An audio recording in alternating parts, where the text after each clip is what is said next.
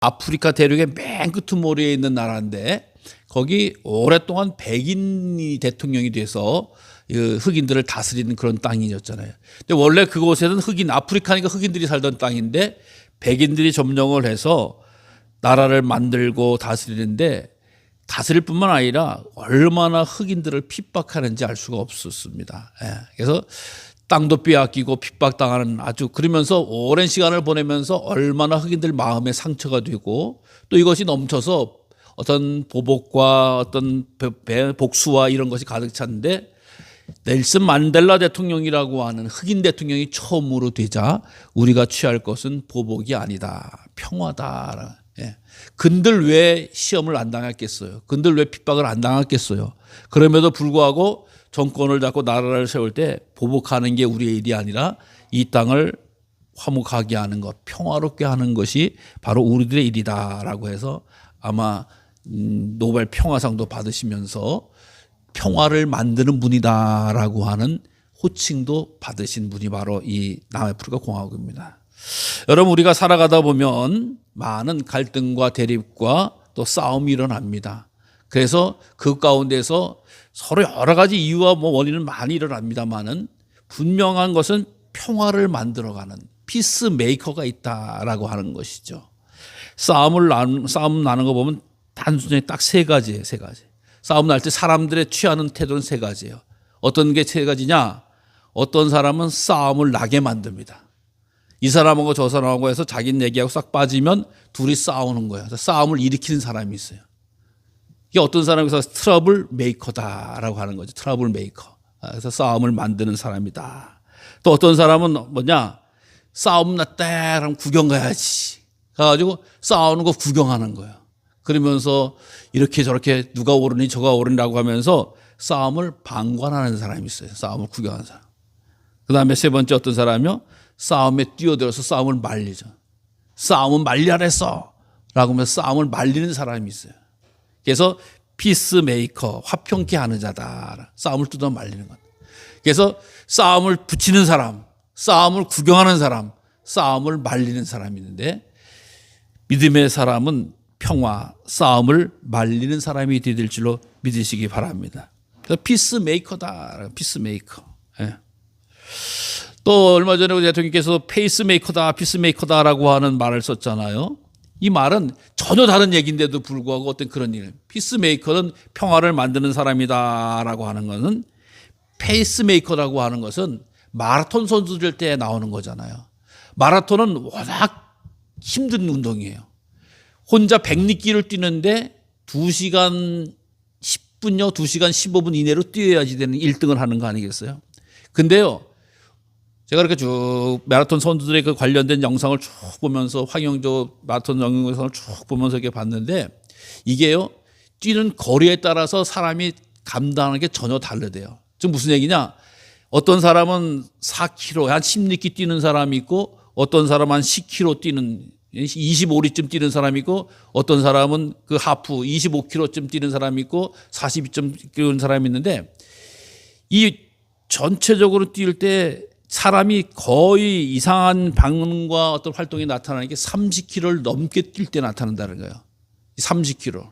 즉 42.10km를 뛰는데 30km를 뛰는데 그래서 항상 마라톤을 뛸 때에 페이스 메이커를 데리고 뛴다는 거예요. 그리고 요즘 사람들이 워낙 마라톤들을 많이 뛰어가지고요. 저 사람을 쫓아가면은 10분 동안 뛰는 겁니다. 저 사람을 쫓아가면 20분 이내에 뛰는 겁니다. 그래서 표시를 해주는 거예요. 그래서 사람들이 아주 유명한 사람들이 그 선수들 가운데서 그 지도하는 사람이 저 사람을 쫓아가면 저 사람 뛰면 내 기록하고 같은 사람이다라고 해서 조절해 주는 사람들이 있어요. 그래서 그 사람들을 페이스 메이커다라고 하는. 이것은 운동 경기의 뜻이라고 하는 것이고 또 이 의학적인 용어도 있더라고요. 뭐냐면 페이스메이커라고 하는 것이 심장 박동을 하는 것을 페이스메이커다. 심장을 규칙적으로 뛸 수 있게끔 빡 뛰다가 천천히 뛰다는 게 아니라 규칙적으로 뛰게끔 하는 것을 페이스메이커다라고 하는 이런 이야기. 그래서 사람 생명에도 중요한 의미를 지니고 있다라고 하는 뜻을 보게 됩니다. 어쨌든 생명을 살리던 사회를 살리는 것은 피스메이커와 페이스메이커의 같은 의미를 지니고 있습니다만은 바로 이 세상과 세상을 살리고 구원하시는 분은 바로 우리 예수님이시다라고 하는 거예요.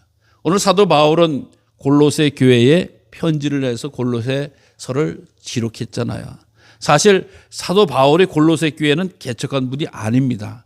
수없이 많은 선교 여행을 다니면서 교회를 개척했지만 에베소 사역에서 바울을 와서 은혜 받고 골로새 지역에 가서 교회를 개척했기 때문에 바울이 직접 만나고 교제했던 분은 아닙니다만은 오늘 바울은 예수님에 대해서 복음에 대해서 아주 강력하고 정확하게 강조해 주시는 것을 보게 됩니다.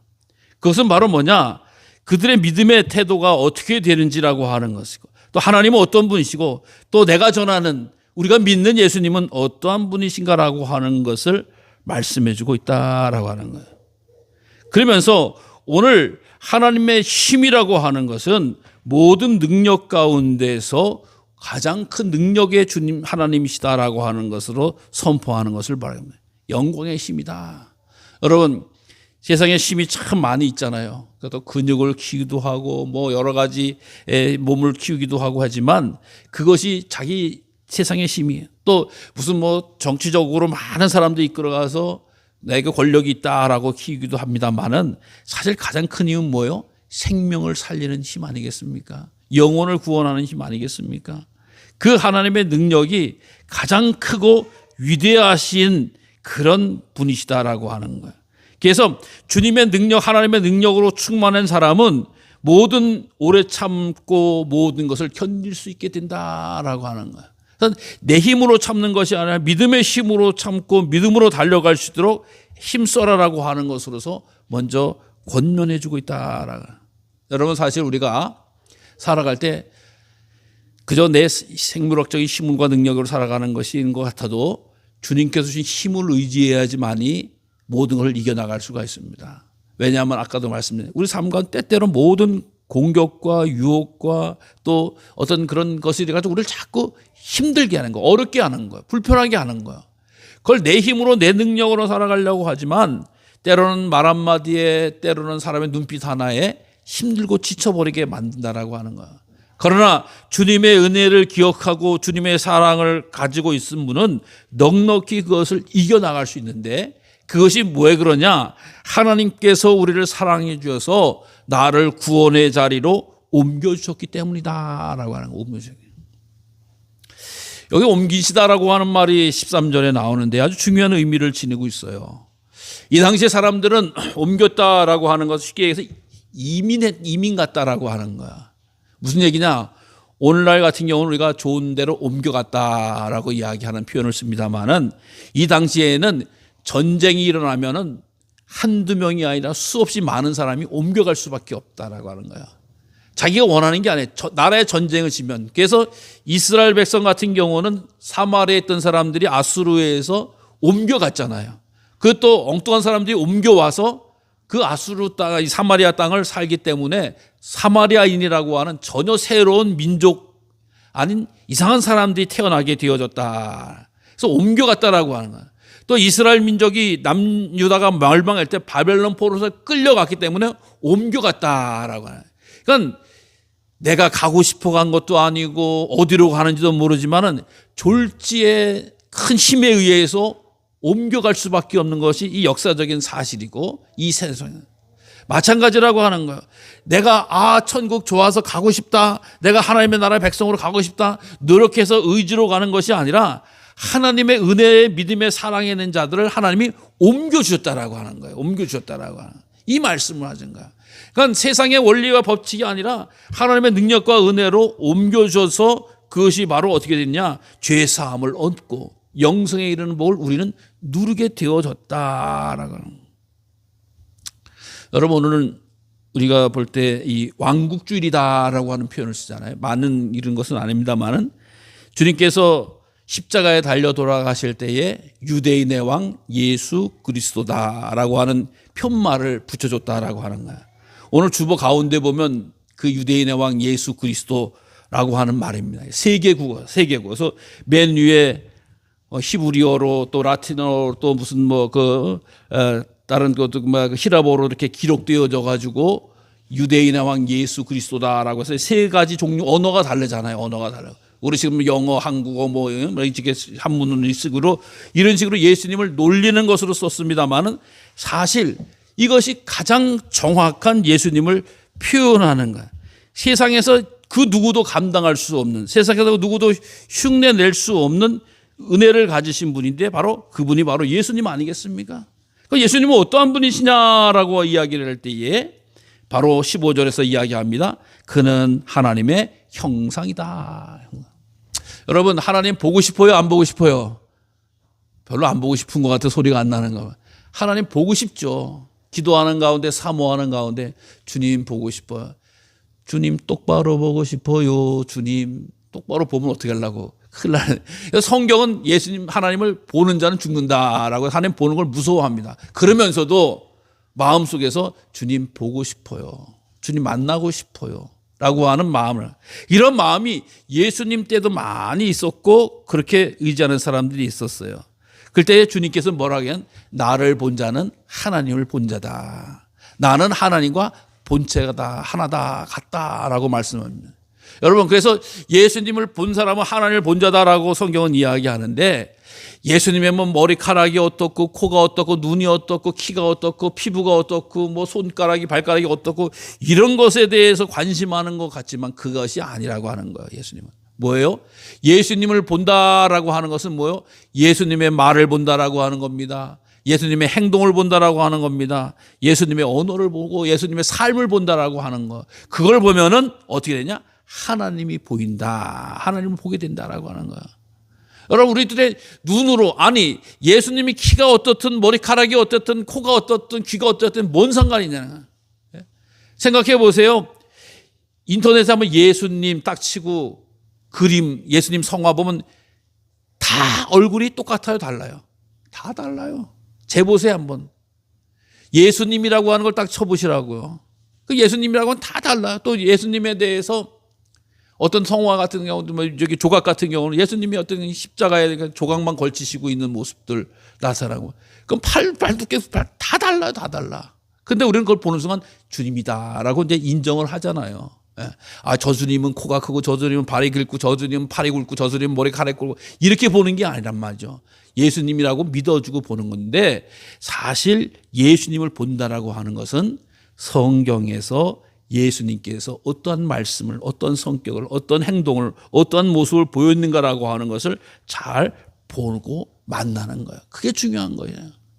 그래서 예수님을 보려고 하면, 하나님을 보려고 하면은 성경을 통해서 주님을 만나는 그런 은혜가 우리에게 충만해야 된다. 그래서 예수님이 바로 하나님의 형상이다. 하나님의 형상이다. 어떻게 생겼는가? 그 본 모습, 본질은 예수님을 통해서 알게 되어진다라고 하는 거예요.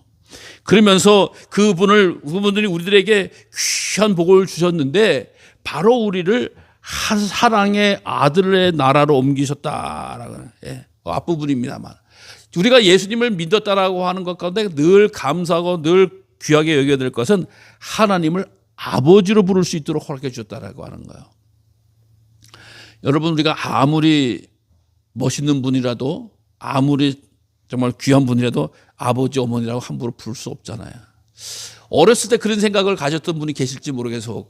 야, 우리 동네에 누구는 아버지는 참 멋있어서 저분을 우리 아버지로 봤으면 좋겠는데, 아유, 저분은 우리 엄마였으면 좋았을 텐데 우리 엄마는 왜 그럴까, 이런 생각을 혹시 가질 수도 있을지 몰라. 그렇지만 그분한테 가가지고 아버지 혹은 어머니, 마음으로는 그런 생각을 했을지는 모르지만 가서 어머니, 아버지가 불러본 사람이 있어요? 못 부릅니다. 절대 못 불러요. 불렀다가는 어머, 얘가 왜 이래, 내가 누가 무슨 이랬다고, 너가 네 아버지야, 내가 네 어머니야, 깜짝 놀랄 일이잖아요. 근데 주님은 우리를 아버지로 부를 수 있도록 해주는 거예요. 그 아버지는 어제나 오늘이나 동일하시고 영원히 살아계신 아버지입니다. 저는 다행히 우리 부모님이 아직 생존해 계셔서 그거 부르고 하는 거 전혀 꺼림이 없지만, 돌아가신 부모님을 가신 분들은, 이제 아버지가 없으신 분들, 어머니가 없으신 분들은 어떻게 부를 수 있겠어요? 근데 하나님을 믿고 하나님을 아버지로 부를 수 있다라고 하는 것은 알고 보면 위대한 축복인 거예요. 영원히 죽지 아니하시고 영원히 살아계신 분을 아버지로 부르는 것은 은혜 중에 은혜가 되는 줄로 믿으시기 바랍니다. 여러분 하나님 아버지로 부르면서 한순간도 의심한 적 있으세요? 불안한 적 있으세요?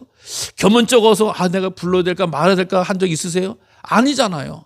어느 순지 어느 때든지 무조건 아버지로 부르시도록 은혜를 베풀어 주신 것이 하나님의 은혜 아니겠습니까? 그 하나님이 살아계셔서 오늘도 나와 함께하고 계시고 나를 도와주고 계시고 나를 인도하고 계시다는 사실을 믿고 우리는 의심 없이 하나님을 아버지라고 부르는 거예요. 그 무한히 능력이 많으신 하나님의 형상이신 아버지, 이 하나님을 감사함으로 여기시는 귀한 성도님들 되시기를 바랍니다. 또 뿐만 아니라 예수님은 어떤 분이시냐, 창조의 능력자가 되신다라고 하는 것을 보게 됩니다. 사실 만물이 창조될 때 예수님도 성부, 성자, 성령 하나님과 함께 창조의 일을 감당해 주셨다라고 하는 것, 창조의 일을 감당해 주셨다. 그래서 생명을 창조하는 이 일에 하나님이 하셨던 전능하신 하나님이 바로 예수님이시다라고 하는, 전능하신 하나님 예수님이시다. 잘못 생각하면 하나님이 우뜸이고 그 다음에 예수님이고 그 다음에 성령님인 것처럼 순서적으로 계급적으로 생각하는 건 절대 있어서는 안 되는 거예요. 하나님의 능력이 똑같이 임하시고 함께 하시고 역사하셨던 하나님과 동등되신 분이 바로 우리 예수님이시다라고 하는 그 믿음, 이것을 가르쳐 주는 거 아니겠습니까? 그래서 창조의 능력이 되기 때문에 모든 피조물들은 그분을 경배해야 되는 거예요. 모든 피조물, 이 땅에 있는 모든 통치자들이나 권세자들이나 모든 만물 다 주님 앞에 경배해야 될 일이지 주님을 똑같이 섬겨야 될 일이 아무것도 없다라고 하는 거예요. 여러분, 이 세상에 사람들의 마음을 빼앗는 것이 얼마나 많이 있습니까? 때로는 위험한 짐승이 될 수도 있고 커다란 자연이 될 수도 있고 여러 가지 모습이 다 될 수 있는 거 아니겠어요? 어떻게 눈에 보이는 권력자들도 자기들을 힘들죠. 그러나 그분들에게 그곳에서는 경배하는 것이 아니라 단지 하나의 창조물에 불과하다. 하나님이 지으신 것에 불과하다라고 하는 거예요. 그래서 모든 만물의 주인 되신 분이 바로 우리의 예수님이시고 예수님은 그 권세를 가지신 무한하신 분이시다라고 하는 것을 선포해 주고 있습니다. 또 뿐만 아니라 그 예수님은 세상에서도 그렇지만 경배를 받으시지만 교회의 머리가 되신다. 교회의 머리가 되신다. 아까도 말씀을 드렸습니다마는 골로새 교회에 바울이 개척을 하거나 바울이 가서 설교를 했던 기록이 없어요. 바울이 사역하는 에베소에 와서 은혜 받은 성도들이 자기네 골로새에 가가지고 교회를 개척해서 세웠던 거예요. 그렇기 때문에 교회에 우리에게 위대한 바울 사도 같은 목회자가 있었다라고 하면, 혹은 무슨 디모데 같은 분이 있었다라고 하면 이런 마음이 들 수도 있었지만, 이게 사람 보고 믿는 것이 아니라 우리 교회의 머리는 예수님이시다. 이게 무슨 얘기예요? 교회의 방향과 교회의 질서와 교회에 나아갈 모든 것은 우리 주님을 따라서 가야 된다라고 하는 거예요. 여러분, 교회의 머리 되신 주님께서 교회를 지켜주셔서 2000년의 역사를 이어온 줄로 믿습니다. 여러분, 어느 사람에 의해서, 어느 집단에 의해서, 어느 능력자에 의해서 때로는 어느 운동이 일어나기도 하고 뭐가 세워지기도 했지만 그것은 다 사라지기도 하고 미미하게 존재만 남겨져 있는 것을 보게 됩니다. 그러나 교회는, 교회라고 하는 이름으로는 2000년의 역사를 면면히 이어져 내려오고 있다라고 하는 거예요. 서양 교회가 문을 닫는다 하고 하더라도, 우리 한국 교회가 점점 어려워진다라고 하더라도, 하나님의 교회는 이 세상에서 주님 오시는 날까지 복음을 증거하면서 예수 그리스도를 주로 섬기면서 주님의 뜻과 말씀에 순종하면서 나오는 것이 교회라고 하는 거예요. 그래서 구원의 역사는 교회를 통해서 이루어졌습니다. 구복음의 역사는 교회를 통해서 흘러갔다라고 하는 거예요. 어떻게 우리끼리 은혜 받아서 교회 없이 소양하게, 교회 필요가 뭔가 필요해 있어라고 했던 사람도 없지 않아 있어서 은혜만 받으면 된다라고 생각하는 사람도 있어요. 그러나 그것은 다 흘러져 넘쳐 사라지는 거예요. 소멸되는 거예요. 그렇지 않습니까? 우리 한국의 역사 가운데서도 얼마나 대단한 운동이 일어나고 사람들이 모임이 있었었고 어떻게 해서 영향력을 끼쳤지만 어느새 알게 모르게 소리 선물 없이 사라지고 있는 거예요. 그러나 주님의 교회를 고백하고 찬송하고 경배한 교회들은 끊임없이 주의 복음을 위해서 쓰임받았고 펼쳐나간 줄로 믿습니다. 왜? 살아계신 주님이 머리가 되어지시니까 지체가 살아있는 거예요. 네? 머리가 살아있으니까 지체가 살아있는 거예요. 그 뜻이 살아있으니까 의미가 살아있고 행동하는 사람들이 살아있기 때문이래. 교회는 영원한 것이고 교회는 주님 오시는 날까지 복음을 증거하는 일을 감당하게 되어지신다라고 하는 거예요. 그래서 이 교회를 통해서 하나님은 구원의 역사를 펼쳐나가시고 이 세상에 만들 수 없는 평화와 화목을 이뤄나가시는 줄로 믿으시기를 바랍니다. 우리 주님께서 이 세상 오셔서 세상을 구원하셔서 그래서 영원히 죽을 수밖에 없는 우리들을 하나님과 화목하게 하는 일을 교회를 통해서 역사하신다라고 하는 거. 하나님이 얼마나 신실한 기대와 사명을 사랑을 가지고 기대를 가지고 우리 인류를 창조하셨습니까? 그래서 하나님께서 천지 만물을 다 지으시고 이 세상의 모든 것을 다 우리 인간에게 허락해 주어서 땅을 정복하고 지배하고 다스리라고 하는 귀한 권세도 다 부어주셔서 마음껏 하나님만 섬기면서 살아가려고 이야기했는데 그렇지 못했잖아요. 죄를 지어서 하나님과 원수가 됐어요. 내쫓겼어요. 그래서 심판받을 수밖에 없었어요. 그러나 하나님께서 우리를 사랑하셔서 독생자 예수님을 허락해 주시고 그래서 죄와 흠이 없으시기 때문에 그분의 십자가의 은혜가 우리를 구원으로 우리를 하나님과 화평으로 화목으로 인도하시는 길을 열어주었다라고 하는 건 아니겠습니까? 그렇기 때문에 이 세상을 살아간 동안 우리가 주의 복음 안에 거하면서 믿음을 가지고 살아간다고 하는 것은 단순히 사람 사이에 평화롭게 그냥 좋게 잘 문제없이 지낸다라고 하는 것뿐만 아니라 영원히 심판받을 수 없는 하나님과의 관계가 회복되어졌다라고 하는 것이고 이 복을 누리면서 살아가는 것이 바로 교회를 통해서 하나님 역사하시고 화목의 복을 허락해 주셨다라고 하는 것입니다. 그래서 우리가 이 계절을 정말 주님의 믿음 가지고 주님의 말씀 가지고 생생하게 주님의 진리와 함께 깊게 묵상하는 가정 되시기를 바랍니다. 여러분 주님께서만이 우리에게 하나님의 화목을 주신 길을 열어주셨어요.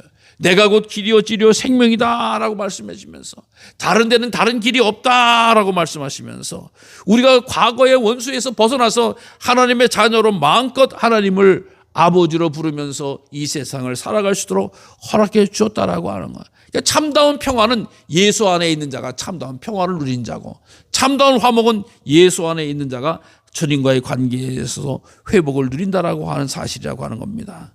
그래서 우리가 이 계절에 세상의 것이 다 떨어지고 추수하는 계절, 다가오는 동계절기에 생각해 볼 때 주님의 화목이 내 삶에 내 인생을 다스리고 인도해 주신다라고 하는 사실에 늘 감사할 수 있는 우리 성도님들 되시기를 바랍니다. 네. 허무주의에 빠진 건 날 도와줄 때 아무도 없구나. 날 인도한 사람 아무도 없구나. 날 유래해 준 사람 아무도 없구나. 라고 하는 게 바로 그 허무주의 아니에요. 신 없이 살아간, 하나님 없이 살아간 사람들이 느끼는 감정 아니겠습니까? 낙엽도 떨어지니 내 인생도 떨어지겠지 하면서 눈물이 또르륵 흘러가는 게 이 가을에 많은 사람들이 겪는 외로움이고 또 우울함이고 그런 거 아니겠습니까? 그러나 믿음의 성도는 뭐예요? 하나님이 사랑하셔서 예수님을 보내주시고 예수님이 우리를 구원해 주시고 예수님이 우리를 영생으로 인도해 주시고 귀한 사랑으로 붙잡아 주시고 답답하고 하실 때 아버지라고 부르면서 주님 만나라고 하면서 가르쳐 주시는 내용이 바로 오늘의 말씀 아니겠습니까? 사랑하는 성도 여러분, 주의 말씀을 깊게 묵상하시고 주의 말씀을 내 가슴속에 잘 새기시고 주의 말씀으로 잘 이겨나갈 수 있는 성도님들 되시기를 바랍니다. 잘못 알고 어설프게 알면은 정말 우리 신앙에 도움이 되지를 못해요. 우리 신앙에 방해가 되어지고 힘들어지는 것을 보게 되어집니다. 어떤 믿음 좋은 며느리가 있었대요. 믿음 좋은 며느리가 있는데 시어머니가 얼마나 교회 신앙 생활하는 걸 핍박을 하는지 힘들게 하는 거야. 그래 얼마나 눈물이 나고 기도가 나겠어요. 우리 시어머니, 우리 가족 구원받게 해주세요라고 하는 거예요. 근데 이제 어느 날 신방 대원들이 쫙 모여서 그 집에 와서 찬송을 부르는데 뭐라고 이야기를 하냐? 너 시험을 이겨 새 힘을 얻고 주 예수를 믿어 늘 승리하라 라고 하는 얼마나 좋은 찬송이에요. 그 성도님이 시어머니 핍박을 받으니까 너 시험을 이겨서 새 힘을 얻어서 용기를 얻고 주님 항상 내 편에 서서 도우니까 시험 이겨 다 이기라. 근데 그것을 밖에서 듣던 시어머니가 내 시험이를 이겨 힘을 얻고 주 예수를 믿어 늘 승리하라. 시어머니하고 싸워서 이기라고 하는 찬송을 부르고 있는 거야. 너 시험을 이겨. 너 시험이 이겨. 그렇죠? 너 시험을 이겼는데 밖에 듣는 시어머니는 너 시어머니 이겨. 이런 식으로 듣고 있는 거예요. 이 난리가 난 거예요. 예. 참, 이제 혼자 안 되니까 떼거리를 데리고 와가지고 날 이기겠다고 난리를 치는구나라고 하는 이런 이야기를 했다는 거야. 여러분, 제대로 듣지 못하면 오해해요. 오해하면 잘못되는 거예요. 믿음의 내용도 마찬가지입니다. 하나님의 말씀도 마찬가지예요.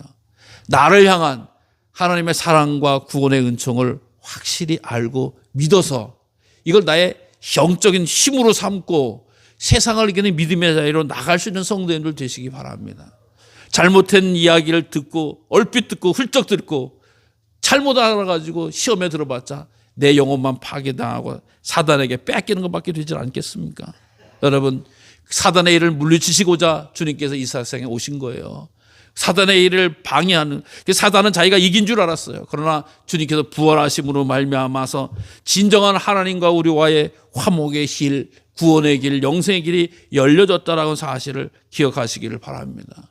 오늘 그 성화 보면 오른쪽 그림 밑에 보면 예수님께서 십자가에 달려 돌아가신 것이지요.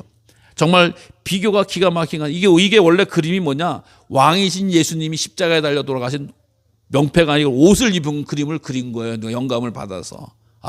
그래서 주님께서 진정한 왕이 십자가에 달려가서 져서 죄인이고 심판받는 자인 줄 알았더니 이것을 극복해서 이 모든 것을 다스리는 권세자가 되고 왕이 되셨구나라고 하는 것을 알려주고 계십니다. 사랑하는 성도 여러분, 주님만이 우리들의 왕으로 삼으시고 주님만의 능력으로 세상을 이기고 환난을 이기고 또 주님의 말씀을 통해서 새 힘을 얻는 우리 모두가 되시기를 간절히 주님의 이름으로 축원합니다.